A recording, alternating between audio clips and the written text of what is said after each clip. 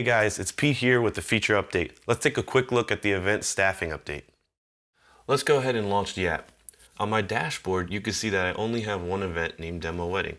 Let's tap on that and head into the event summary. Scrolling down to the bottom, you can see the event staff tile. There's no one staffed on this event yet, so let's tap Edit Staff. Now I can see my team and that MC Dave denied for this event. I'm logged into DJ Pete, so if I staff myself on this event, it goes straight to confirmed. However, if I click on MC Joe, it asks me to send a staffing request. Optionally, I can add a note. Let's just send demo note for now and hit request. You can see that his status is now pending.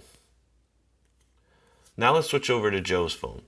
Once he gets a staffing notification, he then can tap on the bell icon to see his notifications and view the request. Here he can see details for the event and accept or deny the request. After accepting, he should then see the event on his dashboard. Switching back over to my phone, I will get notified when he accepts.